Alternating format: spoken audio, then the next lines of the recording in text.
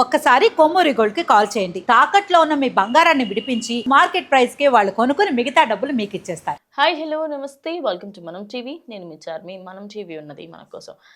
చూడ్డానికి వాడు software engineer, కానీ చేసేటివన్నీ చండాల పనులు.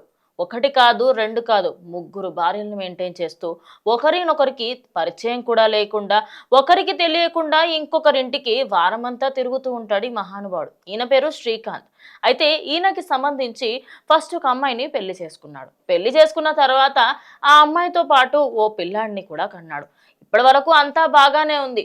ఇక ఆఫీస్లో ఇంకొక అమ్మాయి పరిచయం ఏర్పడింది. ఆ అమ్మాయి ఖమ్మంకి సంబంధించిన అమ్మాయి. ఇక ఆ అమ్మాయితో ప్రేమ వ్యవహారం నడిపాడు. ఓ 2 రోజులు తినింట్లో, 3 రోజులు తనింట్లో అన్నట్టుగా వారంలో ఇటు సగం సగంగా ఉంటూ వస్తున్నాడు. అయితే సాటర్డే సండేస్ మాత్రం ఇప్పుడు పెళ్ళం పిల్లలు ఉంటున్నారు కాబట్టి వాళ్ళ ఇంటికి వెళ్ళేసి వస్తాను, నేను ఇలా బయటికి వెళ్తున్నాను అని చెప్పేసి అటు వెళ్ళి వచ్చేవాడు అనమాట.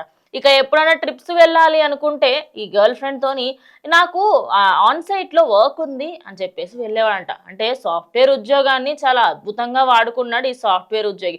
మరి ఇదంతా ఎలా బయటకు వచ్చిందంటే, ఒకరిద్దరు సరిపోవట్లేరు, నాకు మూడో పెళ్లి కూడా చేసుకుంటా అనుకున్నాడు. ఇక దానికి సంబంధించే ఫర్దర్గా ఇంకొక అమ్మాయితో కూడా ప్రేమ వ్యవహారం నడపడం జరిగింది. అయితే ఓన్లీ ఒక అమ్మాయినే పెళ్లి చేసుకున్నాడు కదా. సెకండ్ అమ్మాయి ఎవరైతే ఉందో ఈ మూడో విషయానికి, అదేవిధంగా ఫస్ట్ విషయం తెలియడంతో, ఆహా నీకు ఆల్రెడీ పెళ్ళయి పిల్లలు కూడా ఉన్నారు, నాకు ఈ విషయం నువ్వు ఎందుకు చెప్పలేదు అంటూ నిలదీయగా ఆ అమ్మాయికి సంబంధించి నువ్వేం చేసుకుంటావో చేసుకోపో అని చెప్పేసి వార్నింగ్స్ ఇచ్చాడు. సరే నేను కూడా ఏం చేసుకుంటానో చూడు అని చెప్పేసి వెళ్ళి పోలీస్ కంప్లైంట్ ఇచ్చింది. ఇటు ఓన్లీ తినే కాకుండా నాకు తెలియకుండా ఆఫీస్లో ఇంకో సెటప్ని మెయింటైన్ చేస్తున్నాడు అని చెప్పి ఆ అమ్మాయికి సంబంధించి మొదటి భార్య వెళ్ళి కూడా కంప్లైంట్ ఇచ్చింది. ఇక ఇద్దరు కంప్లైంట్ ఇవ్వడంతో ఈ అబ్బాయి దగ్గరికి వెళ్ళి అడగా, నాకు అసలు ఒకటే భార్య, నేను శ్రీరాముడు లాంటి వాడిని అని చెప్పాడట.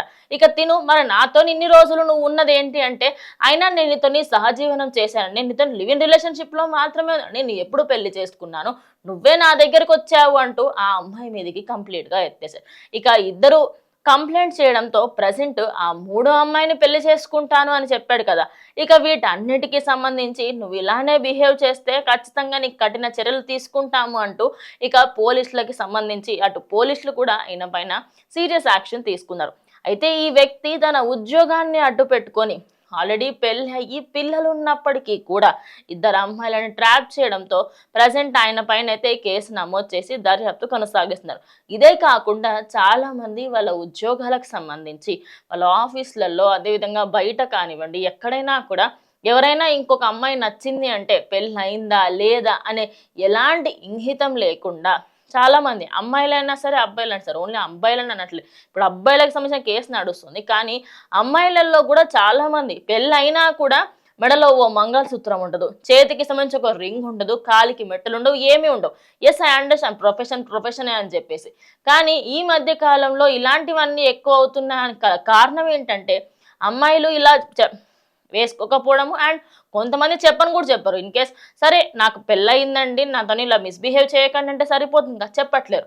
ఇంకొంతమంది అబ్బాయిలు ఎలా అంటే, ఆ అమ్మాయి కొంచెం చనువుగా మాట్లాడితే చాలు, ఇక అమ్మాయితో రిలేషన్షిప్ మెయింటైన్ చేస్తున్నారు.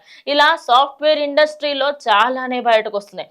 మరి ఇప్పుడు సాఫ్ట్వేర్ ఉద్యోగుల్ని చాలామంది నమ్మి వాళ్ళకి సంబంధించిన పిల్లల్ని వాళ్ళకి పెళ్ళిళ్ళకి చేస్తూ ఉంటారు. మరి అలాంటప్పుడు మరి ఒక్కసారి ఆలోచించండి, ఇలాంటిది మీ ఇంట్లో జరిగితే ఎలా ఉంటుంది? ఖచ్చితంగా మీ ఆడపిల్లకి కడుపు కొట్టిన వాళ్ళు అవుతారు కదా. సో ఒక్కసారి మీరు ఎవరితో పెళ్లి చేస్తున్నారు, వాడి బయోడేటా ఏంటి, వాడి బ్యాక్గ్రౌండ్ ఏంటి, అన్ని వివరాలు తెలుసుకొనే పెళ్లి చేయాలి అని చెప్పేసి అయితే ఇప్పుడు చాలామంది చెప్పుకొస్తున్నారు. మరి దీనికి సంబంధించి ఈ సాఫ్ట్వేర్ ఉద్యోగం చేసిన ఘనకార్యాల గురించి మీరేమన్నా ఖచ్చితంగా కమెంట్ చేయండి.